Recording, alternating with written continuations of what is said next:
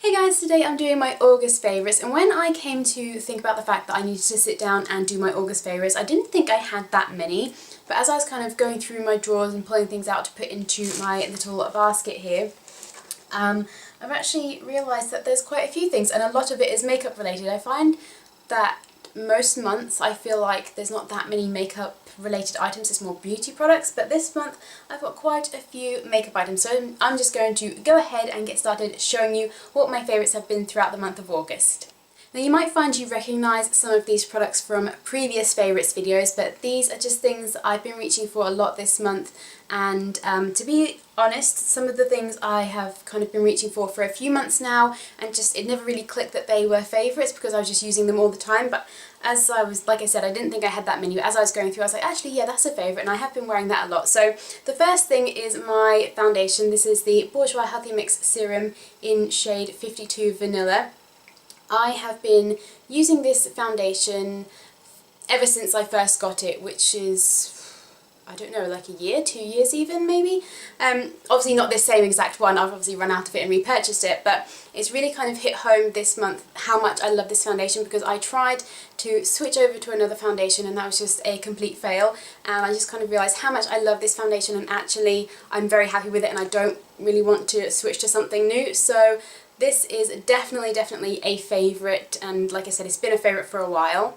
And I do have an individual review on this product, so if you want to see that, I will leave a link below and there'll be an annotation here somewhere for you to click on to go see that video.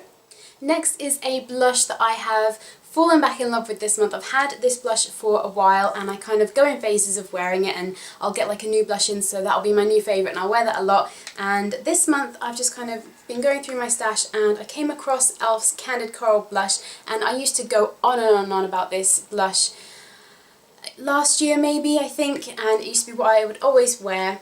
This is what it looks like. It's absolutely gorgeous. I think it's something like £2.50, £3, somewhere around there, from e.l.f. As you can see, I've hit pan on it, I've been using it that much, and it's just a beautiful corally pink shade. It's really nice and soft. It's not going to add too much colour, so if you're a bit heavy-handed you don't have to worry about applying too much with this product. I don't know if that's going to pick up on the camera, but it just gives a bit of a healthy flush and glow to your cheeks, and it just makes you look really healthy without being like overly made up and like you've obviously got blush on. It's just such a nice blush for every day and I have really been loving it. The next products are some eyeshadows that were my favourites last month as well, and they are my MAC eyeshadows. I've still been loving all of my MAC eyeshadows, but in particular I thought I would just pick out a few because last month I was kind of just like, all of my MAC eyeshadows are my favourites, and I do kind of switch them up, but what I go for most days is All That Glitters on the lid, and then Wedge, if I can get hold of it, Wedge in the crease, and I just use a Sigma E40 kind of big fluffy blending brush to apply that to my creases, just as like a transition colour, just to help blend out the next colour that I put on, which is Satin Taupe, and I just put this kind of a bit deeper into the crease just to deepen things up a bit. And then I really love Sketch, and I will either use that to line my lower lash line, or I will add just a tiny bit on the outer corner just to really deepen up my eye, and again on the lower lash line. Sometimes I'll switch out Sketch and Satin Taupe, so I'll just use Sketch as my crease colour.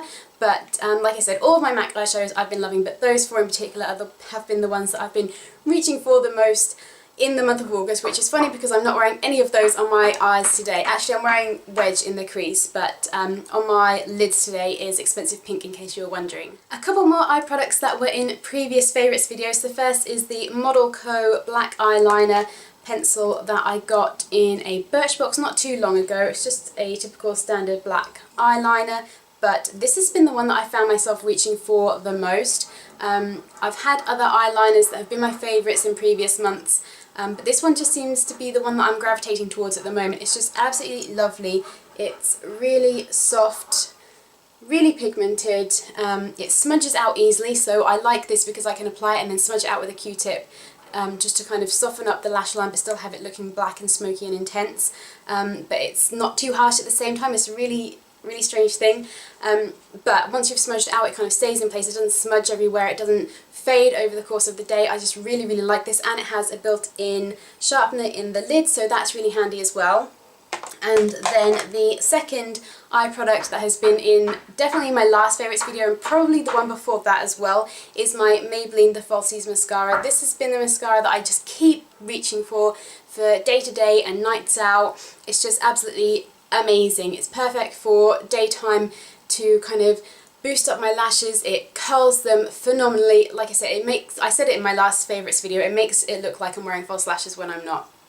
It's just, it adds a lot of volume, and like I said, it curls them, it makes them longer, it makes them more intense, and then if I'm going out I can just add on a couple of extra coats of this and it just makes them look so dark and intense. I absolutely love this mascara. It's definitely my favourite of the moment. Next I'll move on to lip products, and I'll start off with what I've got on my lips right now, which is the Revlon Just Bitten Kissable Balm Stain in Honey, which this is what that looks like. This is just Revlon's take on the Clinique Chubby Stick lip pencils, or lip pens, however you want to say them. This is Revlon, I can't speak. Revlon do the lip stains that are kind of like the felt pen. I don't really like those. They just dry out my lips and it kind of looks patchy and it doesn't look very good. These stain your lips the same, but they go on a bit glossy. They have a really nice balmy feel to them. They feel moisturising when you apply them. They last a really long time as well. The kind of balm, kind of moisturising glossiness wears off. On me, it wears off kind of around lunchtime. I'll apply it first thing in the morning before I go to work, and then kind of around lunchtime after I've had like a couple of cups of tea and some snacks throughout the morning and stuff. The balm side of it's kind of worn off, but the colour is still there, so I really, really have been liking this a lot recently. And then the other two lip products that I have are ones that I showed in my most recent Boots haul, and they are the Maybelline Baby Lips. These have become my go-to lip balms. I just think they're absolutely amazing. If it's kind of during the daytime and I just want something moisturising on my lips and maybe just add a bit of a sheen and a tiny hint of a colour, I'll use my Peach Kiss one, which looks like that. And like I said when I got this, it doesn't add much of a colour whatsoever, but it does add just a slight tint, just so it doesn't look like you've got just completely plain lips, and like I said, it adds a bit of a sheen to them as well, so I like that.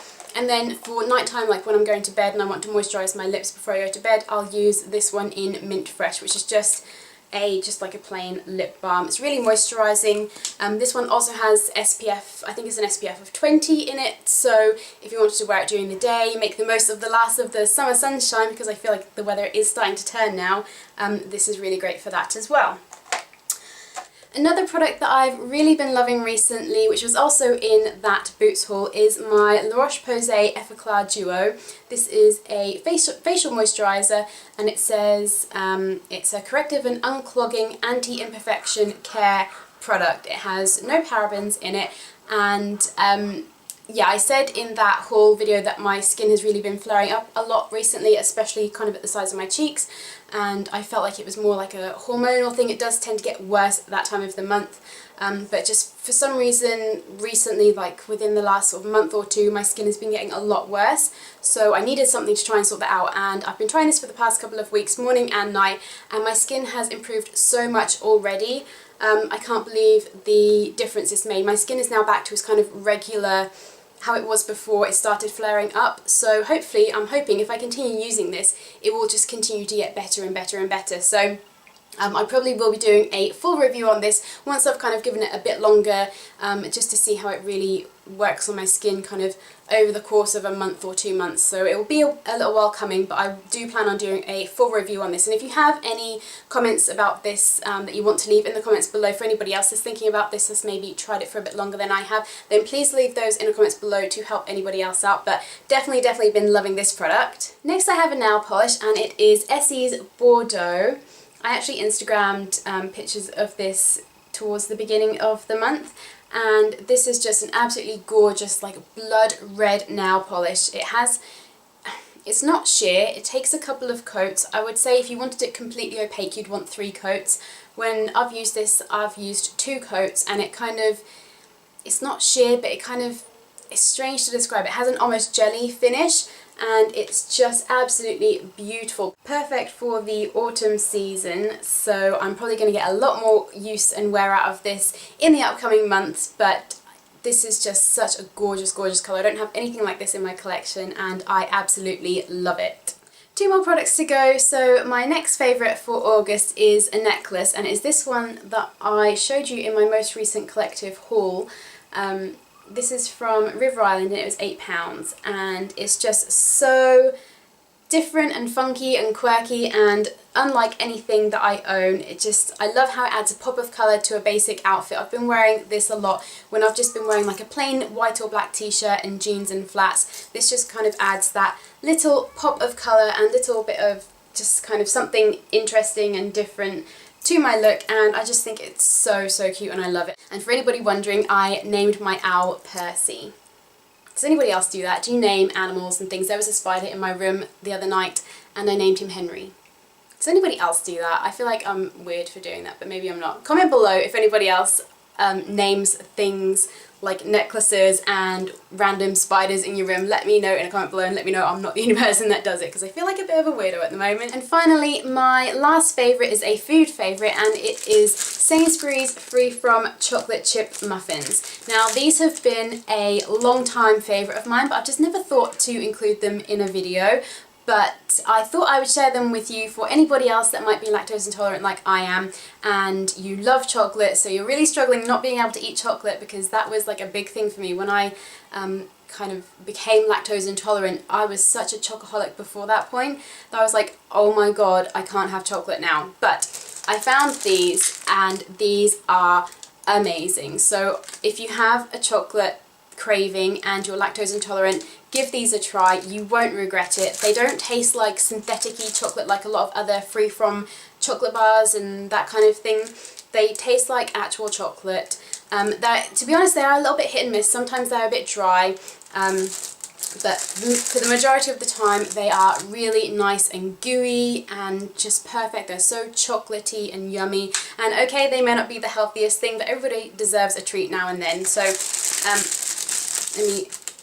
sometimes they can be a bit crumbly, so I don't want to completely take it out, but that is what it looks like. It's just like a normal sized chocolate chip muffin, or double chocolate chip muffin I guess you would say, chocolate chips, and oh my god, they smell so good. And like I say, most of the time they are so gooey and moist and just delicious. So like I said, if you're lactose intolerant but you love chocolate, definitely give these a try. I think they're £1.50 for 2 from Sainsburys. And like I said, I've been loving those for the past few years. Ever since I discovered them, I've had to buy at least 1 pack a week. And I'm not going to lie, sometimes I do actually go through 2 packs a week, which isn't the most healthy thing to do.